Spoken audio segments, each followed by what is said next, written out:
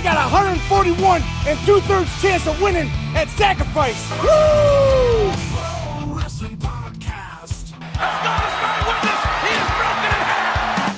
And you are just a buck-toothed netho baby who ate dog food for a weird old man. Yeah. Just when they think they got the answers, I change the questions. Did he do it? Cover! Oh, and a kick out. Unbelievable. I will never retire. I'm too hot to handle and too cold to hold. And I am the Macho King Randy Savage. Shut your mouth, you thong-wearing fatty. It's me, Austin. Whoa! Bang! Jacob 5'2" is all gas. No brakes with it. Yada mean fire!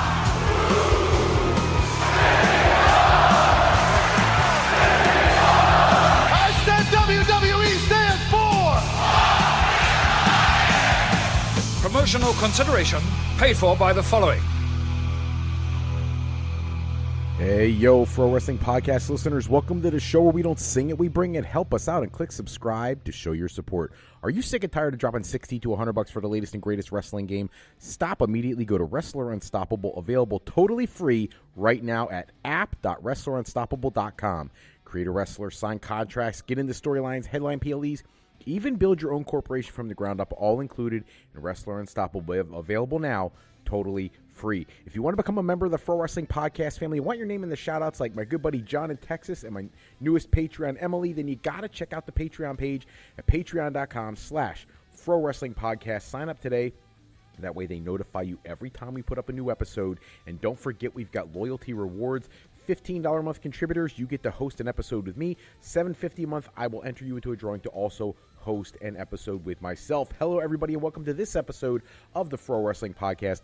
If you've got questions, comments, something you want me to touch on in a future episode, then you got to give me a shout, give me a call, let me know, notify me in some way, shape, or form. And the best way, shape, or form to do that is either in the comments below or by calling into the Pro Wrestling Sound Off line at 267-642-1160, and I will get to those questions, comments, or anything you want me to talk about in a future episode. Tonight, jumping into the news, AEW is denying reports that came out this week that they are actively in negotiations with now former WWE superstar Aleister Black for a potential return to the company. Word broke earlier in the week that that was the case. They were in active negotiations, basically waiting on his non-compete clause to run out, and that then he would be able to re-sign with the company. Apparently, according to sources in AEW, they are directly refuting that claim, stating that he is absolutely not looking to be rejoining the company anytime soon. There were several talents when his departure from WWE was announced that were clearly not happy about the notion of him coming back to AEW. Did not leave on the best terms, apparently. There's a lot of conversation about the fact that he never wanted to lose matches, felt like it would take something away from his character and whatnot. Didn't really do a ton in AEW other than hold the Trios Championship with the House of Black. And it doesn't sound like there's like a huge welcoming presence waiting to bring him back to the company. But when that report came out, people started, the wheels start turning. You start thinking like, look, time heals all wounds. Everything's water under the bridge. Maybe he goes back. Maybe he does it better the next time around. I think in terms of the other talent on the roster, I think it's better for people like Brody King if he doesn't come back, because Brody's doing quite well for himself right now. But he is certainly a talented individual and somebody who I believe would make a great contribution to any roster. But it sounds like AEW is not the place for him right now. I don't know where he goes from here. Perhaps TNA, because it's another domestic location. If he wants to go international, I'm fairly certain that New Japan Pro Wrestling would be happy to have him, as would people like MLW and the like. So we'll have to wait and see still. But from what it sounds like, it will not be AEW. Now, somebody else who is in conversations, not necessarily with the company, but has had conversations with Will Ospreay, a member of the AEW roster, is independent superstar Charlie, formerly WWE superstar Dakota Kai. She decided to take a break after her release from WWE throughout 2025, and then through Will Ospreay was able to negotiate a return to the ring. She was talking with Insight with Chris Van Vliet and talked about her decision to take some time away, and when she finally did come back, she wanted to come back on her terms. She wanted to do it for the fun, is what she kept saying in the interview. And she mentioned that it was Will Ospreay that reached out to her, asked her about how how she would feel about being involved in Pro Wrestling Eve, something that he's involved with in the UK, and she agreed to show up. She ended up wrestling Chris Statlander, and one of the things she said is that Chris Statlander, she said, she's been on my bucket list for years. So she got to step away for a while, do things on her terms, come back, have that match with Statlander, and now who knows? If she really is getting back into the swing of things and enjoying what she was doing all over again, I hope she does get an opportunity to come back to a major promotion, because I think she has so much more to offer than WWE ever let her do. It's almost like when you look at some of the wrestling talent, the size of the guys, WWE versus AEW. There's not a lot of guys in AEW the size of an Oba Femi or the size of a Roman Reigns or things like that. Not that they don't have any big jacked up guys like that, but they seem to push their professional wrestlers, I'll use that term instead of sports entertainers, more than WWE does, and WWE pushes more of the sports entertainers, the big personalities, the big bodies, the big muscles. That's probably why we see people like Carmelo Hayes move down the card while somebody like a Trick Williams moves up the card. So WWE's always put a premium on that. For little dips in time here and there, somebody else will move up the ladder basically because the fans want them to. But if she were to go to AEW in a similar way with the women, in WWE, if you're not Becky Lynch, if you're not Charlotte, if you're not Rhea Ripley, if you're not one of the premium toppity top people, you don't seem to get a break. Look at Chelsea Green.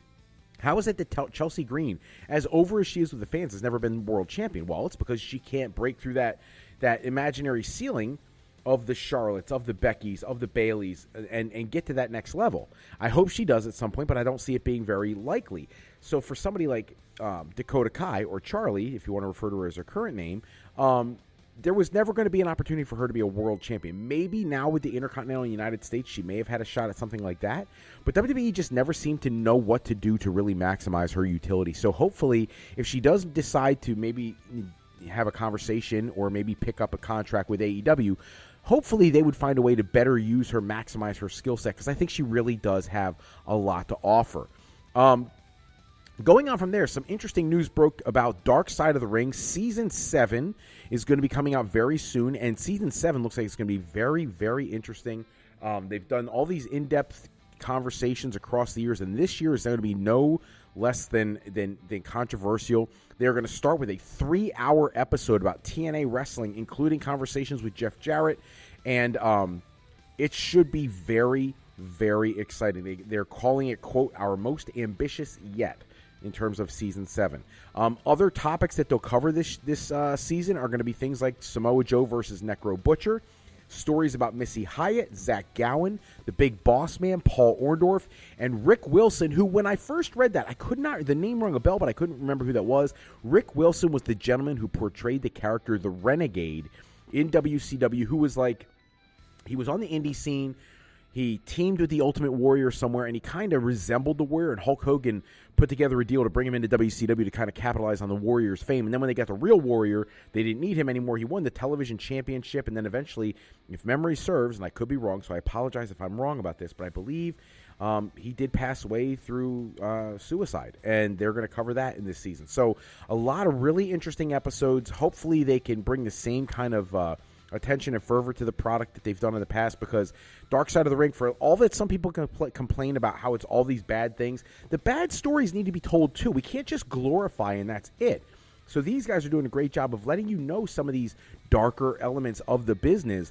And I know it may sound insane to some people, but people who want to get into this need to know the good and the bad, not just the good all the time. So something like Dark Side of the Ring definitely has its place and definitely has utility for those who are interested in getting into the business. Got to jump into the Dynamite 3-hour show from last night. I thought it was an interesting show. I thought the arrangement of the matches was very strange to me. Let's go through them. Jon Moxley defeated Juice Robinson in a Continental Championship Eliminator match. It's always weird for me that he's the Continental Champion and that Kazuchika Okada is still the International Champion. They split up that interesting unified championship that they had, but whatever. I don't think anybody expected Moxley to lose here. Eventually, they're in the back. There's a backstage package where they're working with Will Ospreay, getting him ready to be a part of their journey. And it's just a really interesting storyline they're telling with Ospreay and the Death Riders. We do head into a multi-person match. Dax Harwood who has Cash Wheeler, Stokely Hathaway, Tommaso Ciampa, Mark Davis, Trent Beretta, Rocky Romero, and the Dogs all with him, versus Orange Cassidy, who has Roderick Strong, Kyle O'Reilly, the Young Bucks, Edge, and Christian in a double Jeopardy match. This match, I could have done with it being shorter, I think. I don't think it needed to go quite as long as it did. There is a win for Orange Cassidy. He picks up the win, which I found interesting. Somebody put online the other day, Orange Cassidy just turned the same age this year that Hulk Hogan turned when Hulk Hogan turned heel and became a member of the NWO at Bash at the Beach. I want you to think about that in terms of the age of the characters, because people always said Hogan was so over the hill and so old when that all went down. He was the same age as Orange Cassidy is right now. So just throwing that out there, little interesting side tidbit. But Cassidy picks up the win here.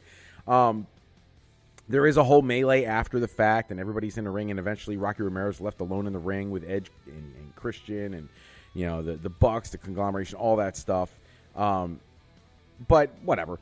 We get into a thing where Chris Jericho is calling out Ricochet, and I think everybody could see where this was going. It's a 3-on-1 advantage against Jericho. Eventually, it's going to lead to the Hurt Syndicate's music coming on, and they run out to the ring, and they support Jericho. And this is going to be one of those things where they are challenging, the demand is challenging Jericho to what the heck did they call the match?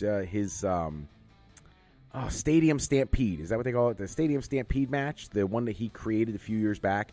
So it sounds like Jericho's going to team up with, the Hurt Syndicate to take on, the demand, and we'll see if anybody else is added to that. I suspect they probably will be. Beyond that, we get Okada taking on Brian Keith for the International Championship. Again, still weird to see if they split up those other that one belt. But, of course, Brian Keith gets almost no offense in here, gets pretty much squashed. And then Okada starts talking trash about the AEW World Championship. He's got something to handle right now with Konosuke Takeshita. I don't know why you're injecting him into the AEW World Championship conversation right now. It just seems like it's bad timing. After that, we get to Shida and Statlander versus Shirakawa and Harley Cameron. I guess this is what you do when you have a whole lot of women on the roster that are essentially at the same level. To get them TV time, you put them in a tag team match. Shida and Statlander win. I don't think this helps or hurts anybody. There was an awkward backstage segment where Harley Cameron apparently, the word didn't get out that she didn't have gear on, and Shirakawa ripped her top off, and Renee Young's reaction was kind of priceless. But decent match. I suppose, for what it is. Shida and Statlander, as I said, coming out with the win. And what shocks me is, right after this, it's a 3-hour show, we go into the World Championship match. Darby Allin versus Kevin Knight for the AEW Championship. Darby Allin, of course, retains the championship. But I would have expected this to go on last, especially with what follows it up. After the match, Sting makes his way out to the ring. He basically extends a hand to Kevin Knight. He shakes, out of respect, he shakes their hand, raises their hand. MJF comes out. He wants another World Championship match. And basically it comes down to MJF putting his hair on the line in a World Championship match to go against Darby Allin next Wednesday. I don't know what they do with this. I can't imagine MJF getting his hair shaved, but I can't imagine taking the championship off Darby already. Unless he has an injury that we don't know about. That might explain something. The taping then goes to AR Fox versus Speedball Mike Bailey. I don't think anybody expected AR Fox to do much here. The ultimate weapon at the end, Mike Bailey picks up the win. We have Sky Blue versus Jamie Hayter. Another solid match, television-style match. Jamie Hayter comes out and wins. I hope they start giving Hayter more wins so they can build her back to the level she was previously when she was world champion quality material. Lately, she's been on the downturn. Thelka and Julia Hart were in the crowd. I guess she's in that mix, but I just don't feel like she's as credible as she used to be. And Thelka is doing great work as the world champion. So, I don't know. I hope they get her back to feeling like she could be a legitimate threat to that championship. I just don't feel it yet. Roosh versus Manny Lowe, complete throwaway match. A total squash. Roosh wins. Shouts out his catchphrase. And then we get to the main event of the night. Death Riders and the Dogs versus the Young Bucks and the Bang Bang Gang. And I feel like this is another match where the Dogs end up taking a loss. Death Riders, I don't really care if they win or lose. I don't think it helps or hurts them. Same thing with the Young Bucks. The Bang Bang Gang, maybe. But we do see at the end of this match, I feel like every time Wheeler Yuta is in a match, he's there just to get beat. So that's how this goes down. The Bucks take down Claudio Castagnoli and Clark Connors.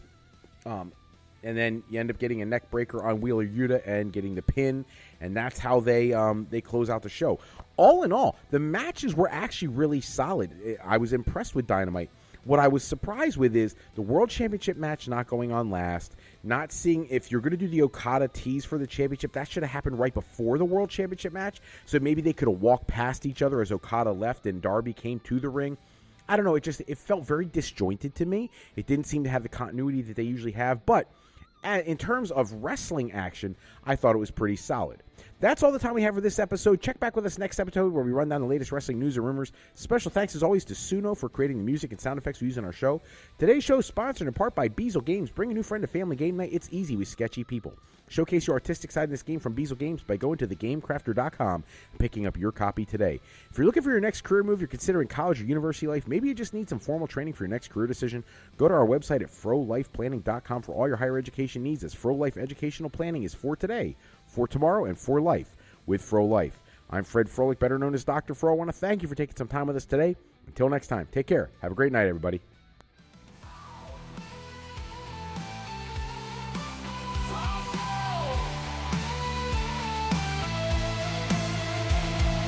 Wrestling